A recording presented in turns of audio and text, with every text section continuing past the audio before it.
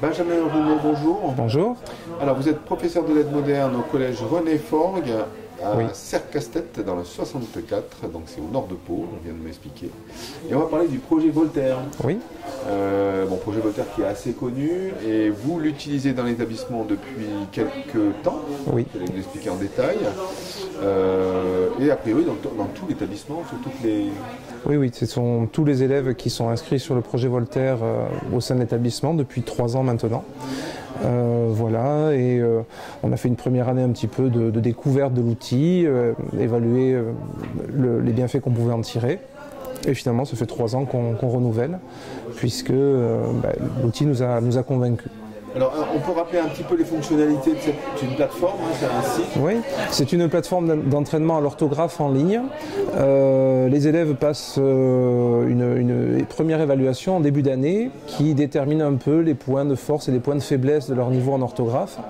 Et ensuite, le site va personnaliser l'apprentissage de l'orthographe en proposant des exercices spécifiques, beaucoup basés sur la création d'automatismes orthographiques, le repérage automatique de points de difficulté ou de points de faute qui va permettre aux élèves, à force de les voir par la répétition, par l'entraînement, qui va leur permettre de repérer ces fautes. On l'espère, en tout cas c'est l'objectif, quand ils écrivent eux à leur tour. Alors pour bien comprendre, chaque élève a un compte. Oui. Pour être suivi individuellement, bien entendu, par rapport à ses défauts en orthographe. C'est ça.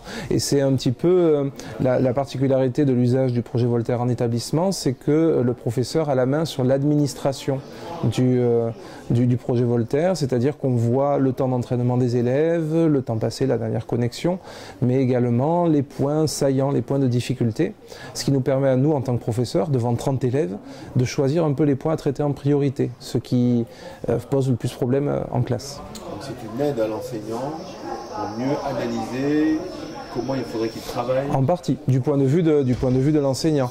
Du point de vue de l'élève, c'est un logiciel qui lui permet finalement d'avancer petit à petit, de rester et de travailler longuement les points saillants, les points de difficulté. Et puis, je dis le logiciel à chaque fois, mais c'est un site, le site va revenir effectivement régulièrement sur les points qui ont posé difficulté via des évaluations intermédiaires, via des bilans qui permettent à l'élève de vérifier, de valider sa maîtrise des règles orthographiques vues. Voilà.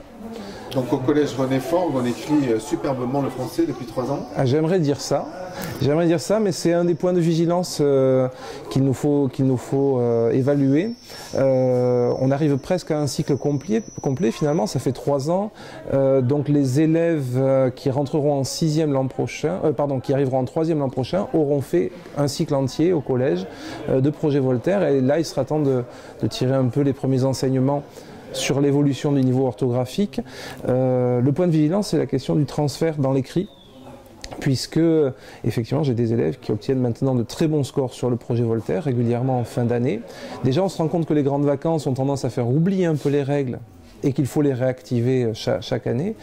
Et puis effectivement se pose la question de savoir si au moment où ils écrivent, ils parviennent à faire ce transfert cognitif entre l'exercice en ligne et le travail écrit. Au stylo, c'est ça? Oui, écrire au stylo, d'ailleurs ou sur ordinateur. On peut noter une différence entre ce qu'on est capable d'écrire sur un ordinateur et le fait qu'on écrive au stylo? Est-ce qu'il y a des fautes qui arrivent? On peut noter bien sûr une différence, même si les élèves ont tendance à un peu trop faire confiance au correcteur orthographique des ordinateurs. On note évidemment une différence, ne serait-ce que dans la graphie, la maîtrise de la graphie. On l'a vu ce matin dans les conférences, pour certains élèves, c'est très compliqué quand ils se concentrent déjà sur la qualité de leur écriture, de penser en même temps aux fautes d'orthographe. Voilà. On ne peut pas faire tout en même temps. On ne peut pas faire tout en même temps, c'est ce que nous avons vu dans les conférences. Voilà. Tout à fait. Les élèves peuvent s'entraîner à la maison. Ils peuvent s'entraîner à la maison, ils peuvent s'entraîner sur l'ordinateur, sur une application mobile en se connectant à leur compte, donc à peu près n'importe où. La plateforme a ceci d'intéressant aussi qu'elle propose des adaptations pour certains troubles 10 notamment, adaptations qui peuvent être, je dirais, classiques, mais qui peuvent être paramétrées assez finement également avec l'aide d'un orthophoniste pour faciliter le travail de l'élève. Il y a également une accessibilité pour les des gens malvoyants, donc avec un contraste plus élevé. Le site a pensé à pas mal de choses de ce point de vue-là, effectivement, accessibilité partout et pour tout le monde. Alors, qu'on soit clair, donc le projet Voltaire, derrière tout ça, il y a une entreprise, donc c'est privé. Oui. C'est gratuit, c'est payant, comment ça fonctionne? Alors, je crois qu'il existe une version gratuite, mais qui s'apparente plutôt à une version démo, je dirais. La solution que nous, on utilise à l'établissement est une solution payante. Donc le projet Voltaire nous propose une plateforme spécifique protégée pour les élèves avec la création de comptes particuliers qui sont confiés d'ailleurs aux professeurs de l'établissement. Et c'est de l'ordre, je n'ai pas le prix exact, mais c'est de l'ordre de 2500 € à peu près pour 1000 élèves, 2,50 € par élève pour une année. C'est de cet ordre-là. Ça fait partie des points qui peuvent faire un peu grincer des dents parfois, mais c'est un choix budgétaire finalement qui peut se faire au niveau du conseil d'administration de l'établissement.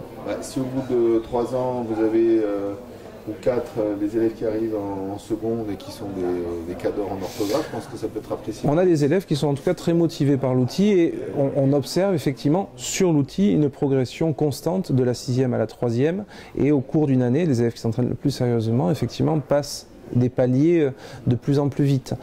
Maintenant, effectivement, comme je vous l'ai dit, on attendra l'année prochaine pour voir un petit peu au niveau des résultats du brevet, des dictées au brevet notamment, si on a un écart significatif entre le brevet d'il y a 5 ans et celui de l'année prochaine. Une question que je n'ai pas posée, donc bien entendu tous les enseignants de lettres de l'établissement jouent le jeu, parce qu'il y a quand même un budget qui est... C'est une décision qui a été prise en conseil d'enseignement dans un premier temps, sur proposition d'un collègue, et ensuite dans un deuxième temps, le conseil d'administration valide ou pas l'intérêt pédagogique et le fait de financer ce dispositif.